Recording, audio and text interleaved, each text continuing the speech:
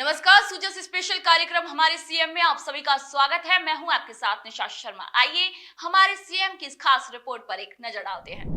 CM Shri Bhajanlal Sharma की अध्यक्षता में जयपुर स्थित मुख्यमंत्री कार्यालय में कैबिनेट की बैठक हुई, जिसमें कई जनहित और प्रशासनिक फैसलों को मंजूरी दी गई। बैठक में नगरीय विकास, मेडिकल टूरिज्म, सरकारी भर्ती और कर्मचारी सेवा नियमों को लेकर भी कई महत्वपूर्ण निर्णय लिए गए। कैबिनेट बैठक के बाद deputy CM doctor Premchand Bairwa, संसदीय कार्य मंत्री श्री जोगाराम पटेल और खाद्य एवं नागरिक आपूर्ति मंत्री श्री सुमित गोदारा ने मीडिया को संबोधित किया। Deputy CM doctor Premchand Bairwa ने प्रेस कॉन्फ्रेंस में बताया कि कर्मचारियों की पदोन्नति में जरूरी अनुभव की शर्त में 2 साल की छूट दी जाएगी। ये छूट उन कर्मचारियों को मिलेगी जिन्होंने पहले कभी इसका लाभ नहीं लिया। ये नियम कृषि, पशुपालन, शिक्षा और अनुकंपा नियुक्तियों पर भी लागू होगा। साथ ही यूजीसी नियमों के तहत शिक्षकों को पदोन्नति का भी लाभ मिलेगा। आज माननीय मुख्यमंत्री श्री भजनलाल शर्मा जी की अध्यक्षता में मंत्रिमंडल की बैठक आयोजित की गई, जिसमें नियोजित नगरीय विकास को प्रोत्साहन देना, मेडिकल टूरिज्म को बढ़ावा देने, अक्षय ऊर्जा सहित अन्य विकास ऊर्जा क्षेत्र में कर्मचारी कल्याण एवं विभिन्न संवर्गों के कर्मचारियों के लिए पदोन्नति के अतिरिक्त अवसर उपलब्ध करवाने से जुड़े महत्वपूर्ण फैसले आज लिए गए हैं। मंत्रिमंडल ने कार्मिकों के हित में को ध्यान में रखते हुए वर्ष 2025-26 में पदोन्नति हेतु नीचे के पद पर वांछित अनुभव अथवा सेवा अवधि 2 वर्ष का शीतलन दिए जाने का निर्णय लिया गया है। शासन सचिवालय सेवा मंत्रालय कर्मचारी संवर्ग के कार्मिकों को पदोन्नति में समुचित अवसर उपलब्ध कराने के उद्देश्य से राजस्थान सेवा नियम 1954 में संशोधन आज मंत्रिमंडल की बैठक में अनुमोदन किया गया है। इस संशोधन के अनुसार वरिष्ठ उप शासन सचिव एवं उप शासन सचिव पदों के लिए निर्धारित अनुपात 13:10 के स्थान पर 16:10 संशोधन किया जाएगा। संसदीय कार्य मंत्री श्री जोगाराम पटेल ने बताया है कि सरकार का लक्ष्य अगले 4 वर्षों में 4 लाख नौकरियां देने का है। इसके लिए आरपीएससी में सदस्यों की संख्या 7 से बढ़ाकर 10 करने का निर्णय लिया गया है, ताकि बड़ी भर्तियों को समयबद्ध तरीके से पूरा किया जा सके। हर वर्ष की शुरुआत में ही सेवानिवृत्त होने वाली पदों का आकलन कर 100% वैकेंसी निकाली जाएगी। सरकार अब भर्ती कैलेंडर बनाकर उसी के अनुसार भर्तियां भी करेगी।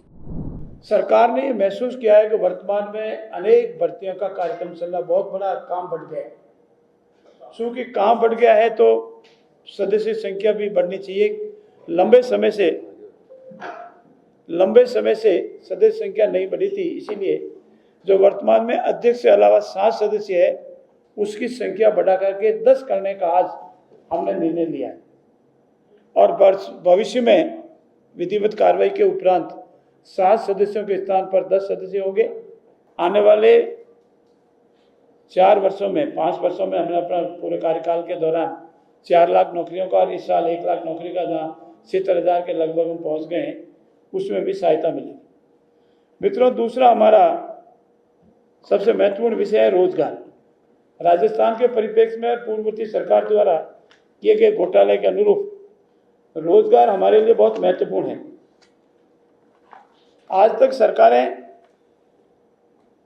भविष्य में कितनी रोजगार की जरूरत पड़ेगी इसका आंकलन सेवानिवृत्ति के आधार पर करते हैं।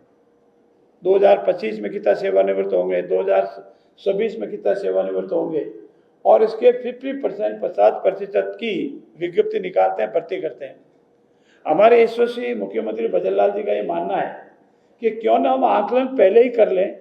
2025 में कितना होगा, 2026 में कितना होगा, 2027 में कितनी वैकेंसी, कितने लोग सेवानिवृत्त होंगे, उनका आकलन करके 100% वैकेंसी हम पहले ही निकाल दें, ताकि आने वाले समय में हमारे जो बेरोजगार नौजवान भाई बहन हैं उनको ये पता लगे कि मुझे इस विभाग में इतनी वैकेंसी भविष्य में आने वाली है। जैसा हमने इस वर्ष भर्तियों का कैलेंडर जारी किया है, उसी अनुरूप हम भविष्य में जो भी हमारा सेवानिवृत्त अधिकारी कर्मचारी होंगे उसके अगेंस्ट में 100% वैकेंसी की घोषणा करेंगे, 50% और उसी अनुरूप हमारे भर्ती भी हम लाएंगे और इसके अनुसार नियमों में जो 50% का नियम है उसमें संशोधन करके 100% करने का प्रावधान करेंगे।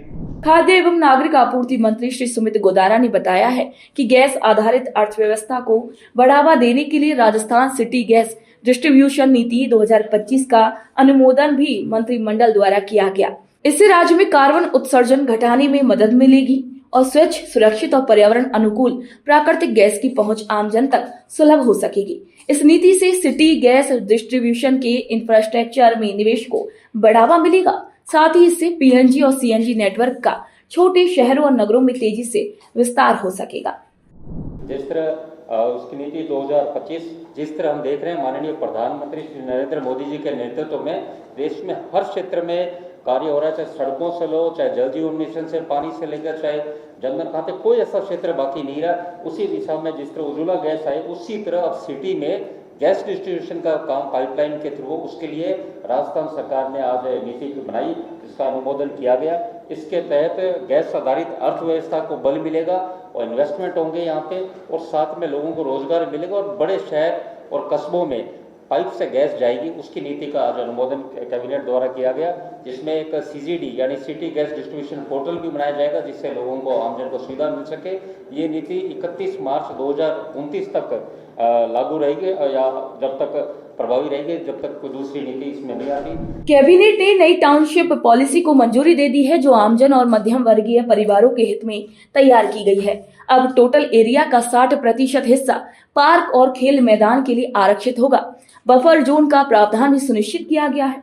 इस टाउनशिप योजना की राज्य स्तरीय निगरानी समिति निगरानी करेगी ताकि पारदर्शिता बनी रहे।